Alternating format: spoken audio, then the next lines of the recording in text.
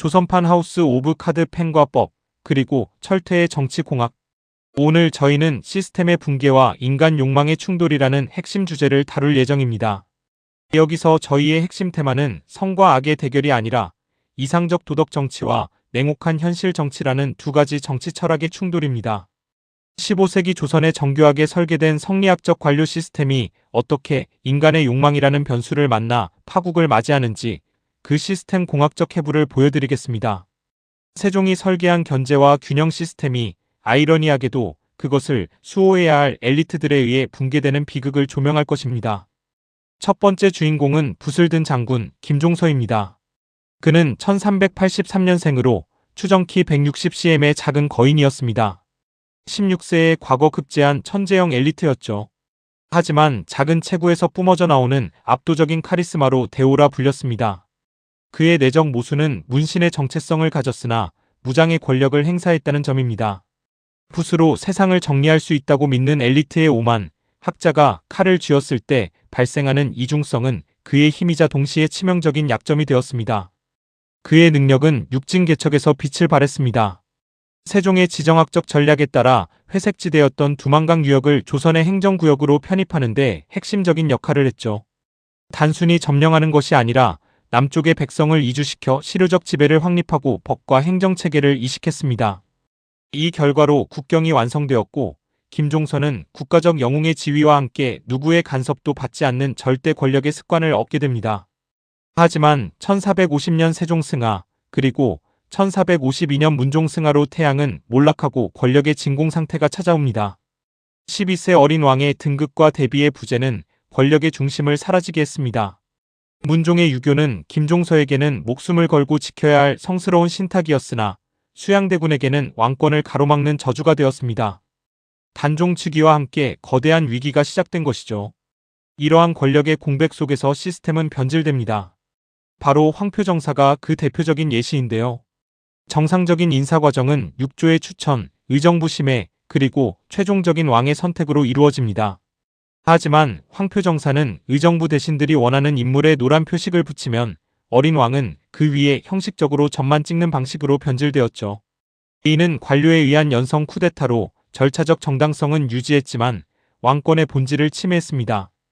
김종서는 도덕적 우월감에 빠져 어린 왕을 보호한다는 명분으로 시스템 왜곡을 정당화하는 치명적인 실수를 저지릅니다. 그럼 이제 대적자인 수양대군, 늑대의 반격을 살펴보겠습니다. 그의 동기는 단순한 탐욕이 아니었습니다.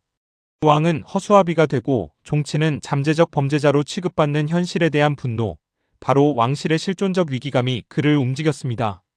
화려한 문인들과 어울린 안평대군과 달리 수양은 한명회와 같은 책사들, 그리고 무관과 야심가 그룹 등 소외된 자들을 포섭하는 전략을 택했습니다. 그는 자신의 발톱을 숨기고 기회를 노리는 포식자, 바로 늑대와 같은 캐릭터였습니다. 김종서의 오만과 수양의 위장 속에서 치열한 심리전이 펼쳐집니다.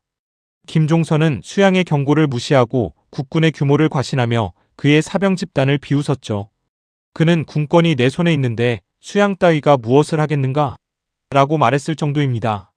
반면 수양은 명나라 사신을 자청하여 정치적 야심이 없음을 연출하고 불교에 심취하고 겸손한 척하여 김종서의 경계심을 해제시켰습니다.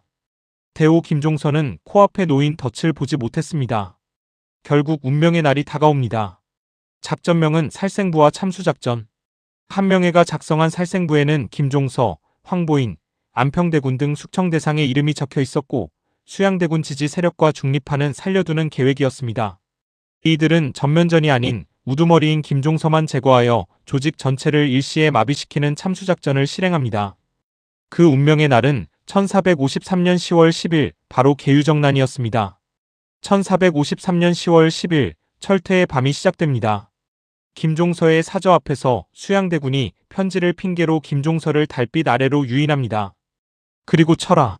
라는 신호와 함께 철퇴가 내려쳐집니다. 검이 아닌 철퇴, 즉 논리와 법으로 무장한 학자를 원초적인 폭력으로 파괴하는 상징적인 순간이었습니다. 이로써 말의 시대가 끝나고 피의 시대가 시작되었음을 알리는 전환점이 됩니다. 숙청은 관람정의 창극으로 이어집니다. 김종서를 역적으로 몰아 대신들을 궁으로 소집했고 관람정 입구에서 한명회의 신호에 따라 대신들은 하나씩 척살됩니다. 이 과정에서 김종서의 아들 김승규는 아버지를 몸으로 덮어 보호하려다 함께 피살되는 비극을 겪습니다. 하룻밤 사이에 세종과 문종이 육성한 테크노크라트 그룹이 전멸하는 결과를 낳게 됩니다. 승자의 역사는 늘 조작되기 마련입니다.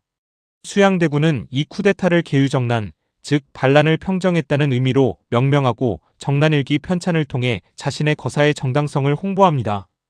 김종서는 흉악한 마음을 품은 역적으로 기록되었고 그의 모든 업적은 삭제되고 왜곡되었습니다. 결국 대오 김종서는 이후 300년 동안 역적의 이름으로 남게 되는 비극적인 역사적 영향을 받게 됩니다. 하지만 300년 후 영조 때 김종서는 관작복구와 함께 충익이라는 시호를 하사받으며 재평가됩니다. 현대 역사관에서 그는 유능한 행정가이자 북방개척의 선구자라는 긍정적인 평가를 받지만 동시에 견제와 균형을 무시하여 쿠데타의 빌미를 제공한 정치인이라는 부정적인 평가도 받습니다. 이 모든 것은 제도적 견제 없이 엘리트의 선의에만 의존하는 시스템의 위험성을 우리에게 가르쳐주는 큰 교훈이 됩니다. 저희는 이 이야기의 마지막 장면을 다음과 같은 톡백으로 구상하고 있습니다. 나는 조선의 국경을 넓혔으나 정작 내 마음속의 정치적 국경은 지키지 못했다. 북방의 삭풍은 여전한데 나의 왕은 어디에 계시는가? 이 이야기는 국가의 뼈대를 세웠으나 그 영혼을 지키지 못한 거인의 회한을 깊이 있게 들여다봤습니다.